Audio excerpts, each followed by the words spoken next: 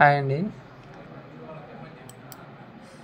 AWS సైట్లో ఇది వచ్చేసి మనకు ఓల్డ్ సైట్ అనమాట.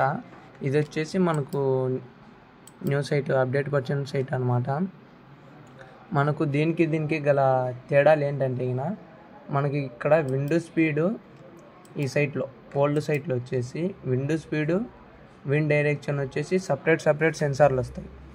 ఇక్కడ అప్డేట్ వర్షన్లో వచ్చేసి విండో స్పీడ్ ఇక్కడ బ్లాక్ది ఉంది కదా, ఆ విండో స్పీడ్ వచ్చేసి దాంట్లోనే విండో స్పీడు, విండ్ డైరెక్షన్ రెండు వాల్యూలు దాంట్లో చూపిస్తాయి.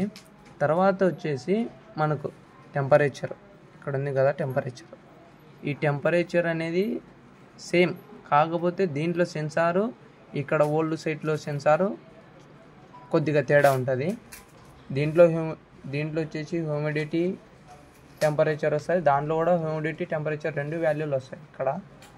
తర్వాత వచ్చేసి సోలార్ ప్యానల్ ఏదానికైనా సేమ్ ఉంటుంది. తర్వాత వచ్చేసి ఈ సైట్లకు కొత్త సైట్లు ఉన్నాయి కదా, ఇప్పుడు ఈ అప్డేట్ వర్షన్ సైటు, ఈ సైట్లకు ఇక్కడ ఉంది కదా, ఇక్కడ అది వచ్చేసి సోలార్ రేడియేషన్.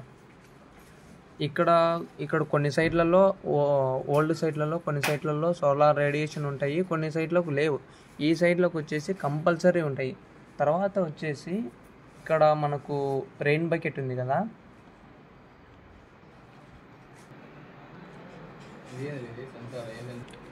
తర్వాత వచ్చేసి మనకు ఇక్కడ సైటుకు తేడా ఏదంటే మెయిన్ వచ్చేసి మనకు రెయిన్ బకెట్ తేడా ఏదంటే ఒక్క నిమిషం చెప్తాను. ఇక్కడ వచ్చేసి ఇది అప్డేట్ వర్షన్ సైట్ కదా, దీంట్లో వచ్చేసి మనకు ఒక సైడ్ వాటర్ పడిందంటే ఒక టిక్ వస్తే 0.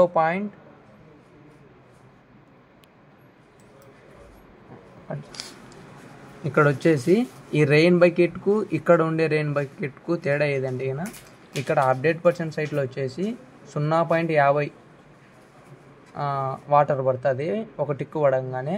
ఇక్కడ ఒక టిక్కు పడితే ఒక సైడ్కు ఒక టిక్కు పడితే 0.25 ఎంఎల్ కదన్నా, ఎంఎంఏ కదా. ఇక్కడ వచ్చేసి 0.25 ఎంఎం వాటర్ పడుతుంది ఒక సైడ్ టిక్కు పడంగానే. ఇది ఓల్డ్ సైట్లో. ఇక్కడ న్యూ సైట్లో వచ్చేసి ఇక్కడ ఉంది కదా, ఈ రెయిన్ బకెట్ లేదంటే అప్డేట్ వర్షన్ కాబట్టి ఇక్కడ 0.50 ఎంఎల్, అంటే దీనికి వార ఏదంటే 25 ఎంఎల్. ఇది ఒక సైడ్ పడంగానే 0.50 ఎంఎం పడుతుంది, ఇక్కడ 0.25 ఎంఎం పడుతుంది. ఇది దీంట్లోకి ఉండే తేడా. ఇంకోటి వచ్చేసి మనకు లాగర్లు, ఇక్కడ బాక్సులు ఉన్నాయి కదా, ఈ బాక్సులలో లాగర్ ఉంటుంది, అది నెక్స్ట్ వీడియోలో చెప్తాను. ఓకే.